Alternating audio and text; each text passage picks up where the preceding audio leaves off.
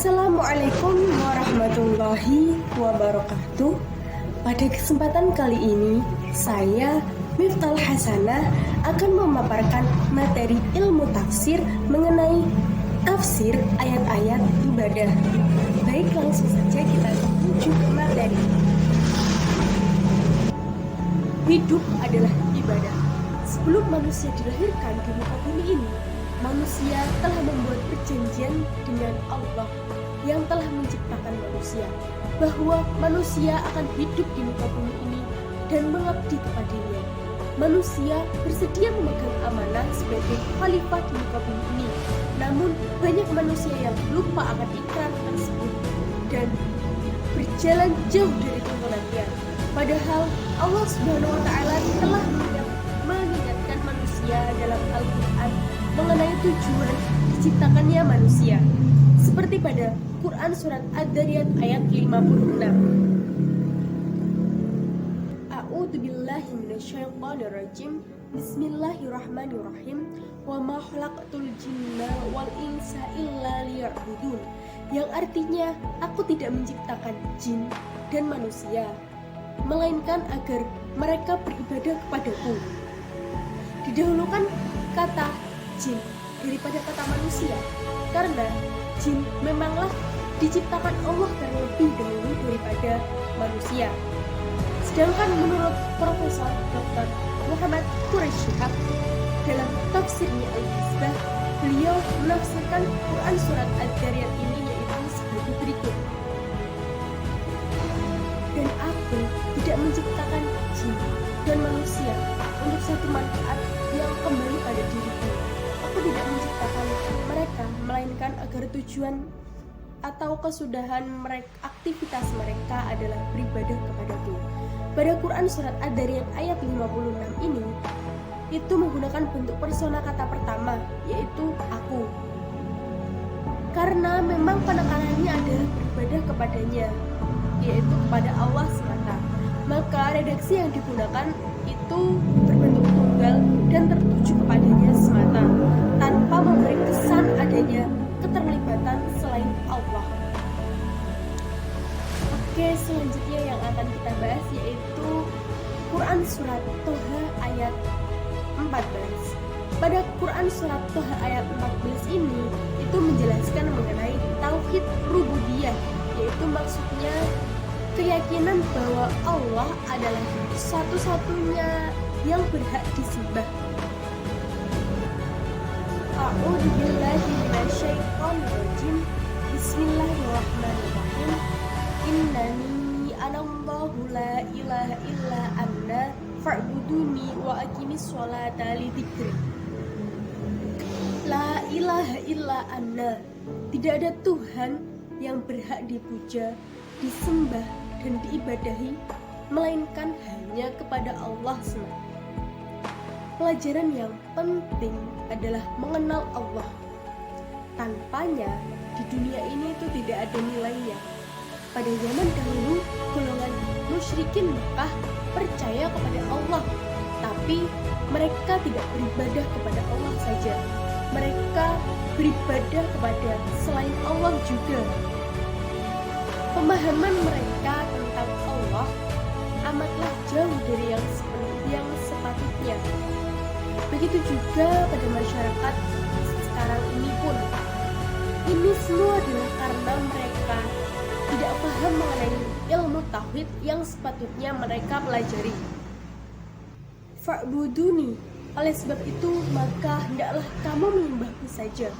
Ibadah adalah perkara yang taufikiyah.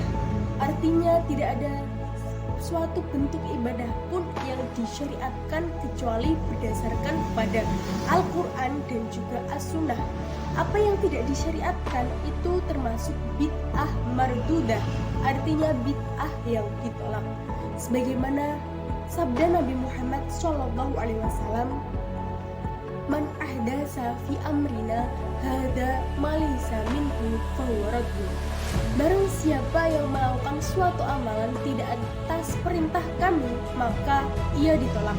Hadis riwayat Bukhari dan Muslim. Maksudnya amalnya ditolak dan tidak diterima, bahkan ia dosa karenanya, sebab amal tersebut adalah maksiat, bukan taat. Wa aqimis sholat, dan dirikanlah sholat. Ibadah yang paling utama adalah sholat. Dalam ayat ini Allah menggunakan kata aqimi, yaitu mendirikan. Allah tidak menggunakan kata lakukanlah sholat. Ini adalah karena sholat itu bukan hanya perbuatan yang dimulai dengan niat dan disudahi dengan salam saja, tapi juga merangkumi semua perbuatan dan syarat-syarat termasuk persendian untuknya, termasuk dengan menjaga diri kita, menjaga masa, menjaga tempat sholat tersebut, menjaga pakaian kita, dan juga menunggu waktu sholat berikutnya. Dzikri, untuk mengingatku. Tujuan utama sholat adalah untuk mengingat Allah SWT. Sebagian ulama besar berpendapat jika sholat adalah tiang agama, maka ibadah sosial atau zakat merupakan mercusuar agama. Atau dengan kata lain, sholat merupakan ibadah jasmaniah yang paling mulia, sedangkan ibadah sosial dipandang sebagai ibadah hubungan antara kemasyarakatan yang paling mulia. Oke, selanjutnya yang akan kita bahas yaitu Quran Surat Al-Kahfi ayat 110, yaitu tentang perbuatan amal manusia yang mengerjakan amal soleh untuk tidak mempersekutukan seorang pun dalam beribadah. A'udzubillahi minasyaitonirrajim. Bismillahirrahmanirrahim. Qul innama ana basyarum mislukum yuha ilayya annama ilahukum ilahu wahid. Faman kana yarju liqa'a rabbih falyamal amalan shalihan wa la yusyrik bi ibadati rabbih ahada. Yang artinya, katakanlah, sungguhnya ayat aku ini adalah hanya seorang manusia seperti kalian, yang diwahyukan kepadaku bahwa sungguhnya Tuhan kalian adalah Tuhan yang Maha Esa.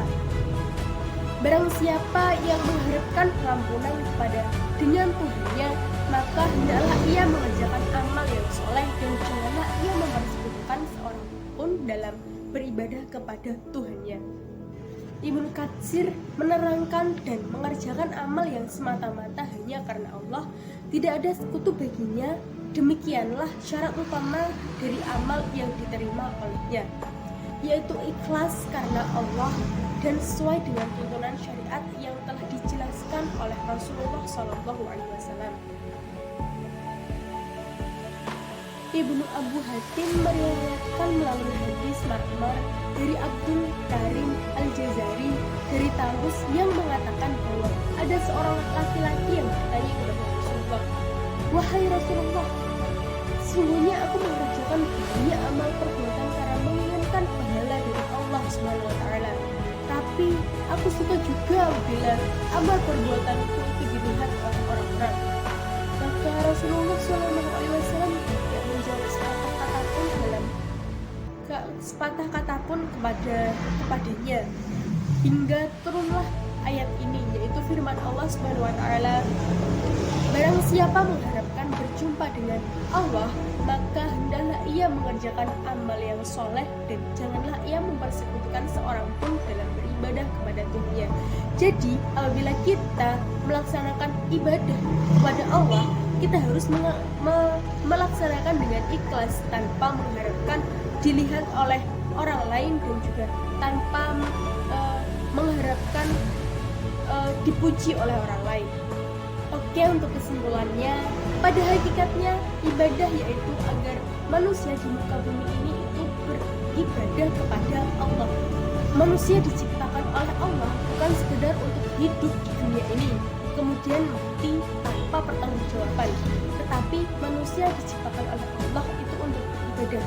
Karena Allah Maha mengetahui tentang kejadian manusia, maka agar manusia terjaga hidupnya bertakwa,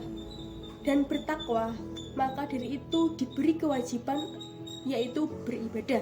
Tegasnya, manusia diberi kewajiban beribadah agar manusia itu mencapai tingkat ketakwaan.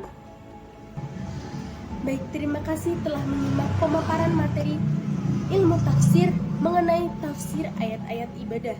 Semoga apa yang saya sampaikan bermanfaat bagi kita semua. Oke, cukup sekian dari saya. Apabila ada kesalahan baik tutur kata maupun sikap, saya mohon maaf. Ilaliko ma'asalamah. Wassalamualaikum warahmatullahi wabarakatuh.